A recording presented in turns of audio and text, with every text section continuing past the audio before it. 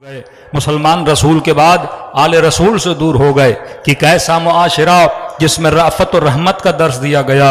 एक ऐसा मुसलमान जो अपना घर असहाब रसूल आपस में तकसीम करते थे। सीग़े उख़ुव्वत का जो कॉन्सेप्ट मिला वो रसूल खुदा ने दिया। ये मक्के से हिजरत करके मदीने में पहुंचे, फरमाया तुम्हारे भाई हैं, हर किसी से सीग़े उख़ुव्वत पढ़ो, अपने घर को तकसीम करो। यतीम परवरी का दर्स दिया कि अमीरुल मोमिनीन जैसे इमाम जनाब अबी बकर के बेटे को अपने घर में लाते हैं और मकाम शहादत उनको मिलता है। आज कौम उनको बड़े अच्छे नामों से याद करती है। किस तरह मुआशरे में तरबियत की, किस तरह यतीम परवरी का दर्स दिया। वो मुआशरा जिसमें गुलाम रखना एक आम सी आदत थी, एक बहुत बड़ी इकोनॉमिक थी गुलाम रखना। एक ऐसा मुआशरा, कोई ऐसा घर नहीं था जहां शराब न पी जाती हो।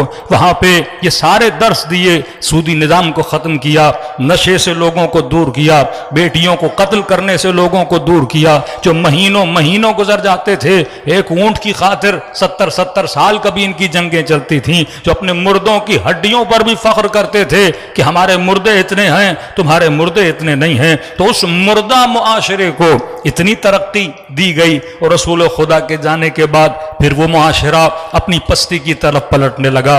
ये कायनात का दर्स है, ये तारीख का दर्स है कि कभी उरूज होता है, कभी जवाल होता है। सवाल यह है कि तुमने उरूज से क्या सीखा और जवाल से क्या सीखा। करबला में नूर भी नजर आएगा, करबला में सियाही भी नजर आएगी, करबला में राफत भी नजर आएगी, करबला में जुल्म भी नजर आएगा, करबला में इबादत भी नजर आएगी, करबला में जलालत भी नजर आएगी। अब सवाल यह है कि हम कहां पे खड़े हैं। 1400 साल के फासले के बाद अगर हम इमाम हुसैन के साथ रहना चाहते हैं, साथ जीना चाहते हैं, तो फरमाया वो हुसैनी सिफात अपने वजूद में पैदा करो, वो असहाब हुसैन की सिफात अपने वजूद में पैदा करो। अगर मैंने अपने मुआशरे और सोसाइटी को इमाम हुसैन के करीब करना है तो कैसे करूंगा, तो मैंने हुसैनी सोसाइटी बनानी होगी। अब हुसैनी सोसाइटी का मतलब ये नहीं कि हमने 4 बोर्ड लगा दिए, हमने लिख दिया कि ये शिया मसलन 12 इमामी शिया हैं, हमने वहां पे सलवात लगा दी। ये सिंबल जरूर हैं, लेकिन असल जिस पे अहले बैत जोर दिया करते थे वो सिफात अहले बैत थी, वो किरदार अहले बैत था, वो रफ्तार अहले बैत था। कभी सोचें तो जरूर कि ये हमारा कमाल है कि लोग मकतब अहले बैत के करीब आ रहे हैं, या ये हुसैन का कमाल है कि लोग इमाम हुसैन के करीब आ रहे हैं। ये हमारा कमाल है कि लोग अली इब्न अबी तालिब के करीब जा रहे हैं, या ये अली का कमाल है कि लोग अली के करीब जा रहे हैं। ये इतनी अट्रैक्शन जो मकतब अहले बैत में आज मौजूद है, ये खुद अहले बैत की वजह से है कि बड़े से बड़े लेखक, बड़े से बड़े राइटर, बड़े से बड़े पढ़े लिखे लोग आज मकतब अहले बैत में क्यों आ रहे हैं। ये अट्रैक्शन क्यों है? क्योंकि फरमाया ये मकतब मकतबे अक्ल है। कल मैंने अर्ज किया ये मकतब मकतबे अक्ल है, ये मकतब मकतबे हिकमत है। यहां पे अगर कोई फिक़ही मसला भी बताया जाता है उसके पीछे हिकमत है, उसके पीछे अक्ल है। यहां पे यानी आज इस जमाने में अगर मॉडर्न तरीन फिक़ा किसी के पास मौजूद है, यानी वो जो हर जमाने में चल सकती है, वो फ़िक़्ह मोहम्मद और आले मोहम्मद है। अब तलाक का मसला, अब रज़ाअत का मसला, मुख्तलिफ मसाइल हैं जिसमें केसेस भी चले। इंडिया में मुख्तलिफ मुल्कों में लोगों ने एतराज़ किया कि जनाब ये कैसा मसला है कि गुस्से में तलाक दे दी तो तलाक हो जाती है। आजकल तो मुफ्ती साहब ने नई बात कर दी कि ड्रामों में जितने एक्टर एक्ट्रेसेस हैं इनके निकाह होते हैं तो वो भी निकाह हो जाते हैं। किसी एक्टर ने नोट लिखा कि जनाब अभी तक तो मेरे ड्रामों में 400 निकाह हो चुके हैं, तो बताइए मेरी बीवियां कितनी हैं। तो एक तरफ वो फ़िक़ा जो मुसलमानों के इस्लाम के अहकाम के मजाक बनने के बायस बनती है, दूसरी तरफ वो फ़िक़्ह अमीरुल मोमिनीन, वो फ़िक़्ह इमाम जाफ़र सादिक़, वो फ़िक़्ह इमाम रज़ा, वो फ़िक़्ह इमाम जवाद कि कितने अजीम तरीन उलझे हुए मसाइल को उन्होंने अपनी हिकमत से हल किया। और किसी अहले सुन्नत के जवान ने, देखिए आज के जवान ये सवाल कर रहे हैं, क्योंकि पहले तो ज़बरदस्ती थी, जबर थी, लोगों को रोका जाता था, लेकिन अल्लाह का यह वादा था ना कि जाअल हक़ व ज़हक़ल बातिल इन्नल बातिल कान ज़हूक़ा। यह हक़ क्या है? यह हक़ अक्ल का नाम है, यह अक्ल विज़डम का नाम है, यह अक्ल इंसान की सोच का नाम है, यह अक्ल इंसान की फितरत का नाम है। आप इंसान को कितनी देर गुमराह रखोगे, बिलाखिर तो इंसान सोचता रहता है। अब मैं बैठा हूं सोच रहा हूं, आप मजमे में बैठे हैं सोच रहे हैं, मुझे नहीं पता आप क्या सोच रहे हैं। तो हमें इंसानों के हाथों पे तो पाबंदी लगा सकता हूं, किसी को 10 दिन के लिए किसी कमरे में तो बंद कर सकता हूं, लेकिन मैं किसी की सोच को रोक नहीं सकता। आप लोगों को जिंदान में डाल सकते हैं, लेकिन लोगों की सोचों को बंद नहीं कर सकते। तो अल्लाह कहता है जो फितरत मैंने इंसान को दी है, ये सोच जो इंसान सोचता है कि कोई जालिम कैसे अच्छा हो सकता है, کوئی قاتل کیسے اچھا ہو سکتا ہے؟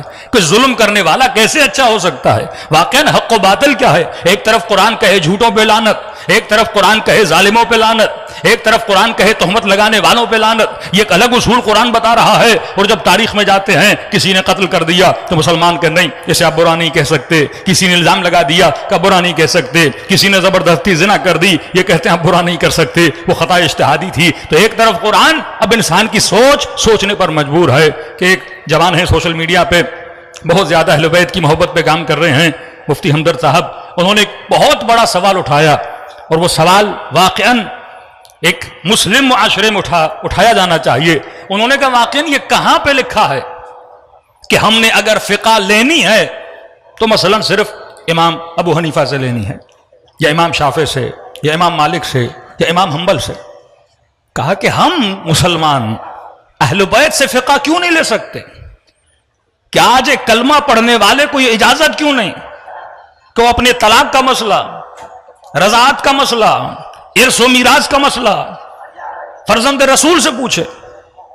ایک طرف حکم محبت ہے، دوسری طرف آپ غیر اہل بیت کے پاس جا کے تو پوچھ سکتے ہو کہ ہم پوچھ کیوں نہیں سکتے؟ واقعاً صدیاں گزر گئیں، کسی نے یہ نہیں سوچا کہ میں کبھی فرزند رسول کے پاس کیوں نہیں جاتا.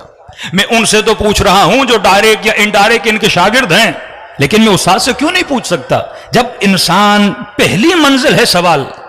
اہل بیت لوگوں کو سوال دیتے تھے کہ وہ شخص شامی جب آیا چوتھے امام کے مقابلے میں، اب ظاہر ہے جب شام سے آ رہا ہے تو اس کا ذہن فرزند رسول کے خلاف بھرا گیا ہے کہ 70,000 ممبروں سے علی ابن ابی طالب کے خلاف پروپیگنڈا ہوتا تھا. 70,000 ممبر کا مطلب یہ ہے کہ اس زمانے کا پورا اسلامی معاشرہ، اور ممبر کی حیثیت اس زمانے میں ٹی وی ہے، ممبر کی حیثیت سنیما ہے، ممبر کی حیثیت اخبار ہے، ممبر کی حیثیت میڈیا ہے. لوگ کہاں جاتے تھے؟ ممبروں کو سنتے تھے. اگر لوگوں کو پیغام دینا ہوتا تھا تو پیغام دینے کا جو مرکز تھا وہ مسجد تھی، وہ موسک تھا. جمعے میں لوگ جمع ہوتے تھے، خطبے سنتے تھے، مفتی صاحب جو بیان کرتے تھے لوگ بلیو کرتے تھے. کوئی مفتی سے یہ نہیں پوچھتا تھا آپ نے کہاں سے پڑھا، بس کہتے تھے قال رسول اللہ، نبی کا فرمان پڑھتے تھے اور لوگوں کو سناتے تھے، لوگ بلیو کرتے. اب شام سے آیا ہوا شخص جیسے ہی چوتھے امام کا مقابلہ ہوتا ہے، یہ گندی ترین گالیاں جو اس کے ذہن میں نجاست بھری گئی تھی وہ امام کو بولنا شروع کر دیتا ہے. آپ تو ایسے ہو، آپ تو ایسے ہو، آپ تو ویسے ہو.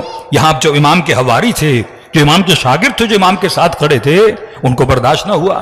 مریدان امام زین العابدین آگے بڑھے تاکہ اس کے منہ پہ تماچا رسید کریں، اور جیسے آگے بڑھے تو امام زین العابدین نے روک دیا. اب ظاہر ہے کہ انسان کا ذہن گندگی سے بھرا ہوا ہے.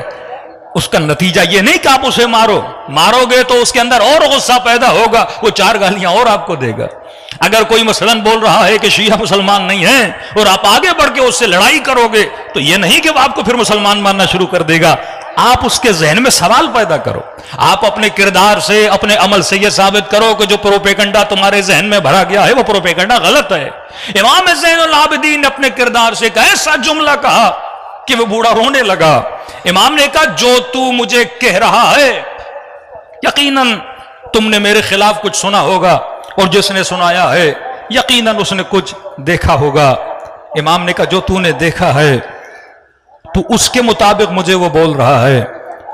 اور فرمایا جو تو نے نہیں دیکھا، جو عیب اللہ ستار العیوب ہے وہ چھپائے ہوئے ہیں، اگر وہ ظاہر ہو جائیں تو میرے لیے کیا کہے. وہ جب امام کی انکساری دیکھتا ہے اور امام کے یہ دعائیہ جملے سنتا ہے تو امام سے معافی کہنے پر مجبور ہو جاتا ہے. یہی واقعہ امام حسن کے لیے پیش آتا ہے. شام میں آنے والا شخص اب پتہ نہیں یہ کہاں کا ہے، لیکن جیسے اس نے گالیاں دینا شروع کر دی تو میرے امام نے فرمایا یہ لگتا ہے کہ تو شام سے آیا ہے، تیرا مزاج شامیوں سے ملتا ہے، تیری گالیاں شامیوں سے ملتی ہیں. اور کہا کہ سن دوست تو بڑے دور سے سفر کر کے آیا ہے، یہاں پہ نیا ہے، اب یہ بتا تو تھکا ہوا ہوگا، گالیاں تو مجھے بعد میں دے دینا، لیکن تو مسافر ہے، اس شہر میں مہمان ہے. اگر کھانا نہیں کھایا تو حسن تجھے کھانا کھلا دے. اگر سونے کے لیے جگہ نہیں تو میرے گھر میں آ کے سو جا. اگر تیرے پاس سواری نہیں میں تجھے سواری دینے کے لیے تیار ہوں. اگر تیرے پاس لباس نہیں میں تیرے بدن پہ لباس پہنانے کے لیے تیار ہوں. کہتا ہے حسن بن علی جو میں نے سنا تھا وہ اور ہے، جو میں نے دیکھا ہے وہ اور ہے. جو دشمن نے کان بھرے ہوئے ہیں وہ اور چیز ہے،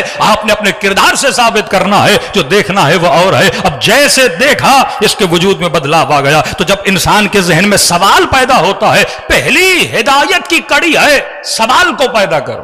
جب تک سوال نہیں ہوگا. آج مسلمانوں نے یزید پہ فل اسٹاپ لگا لیا کیونکہ سب کو بچا لیا لیکن یزید کو نہ بچا سکے. واللہ اگر یہ مجالس اذا نہ ہوتی تو یزید بھی رضی اللہ بن جاتا.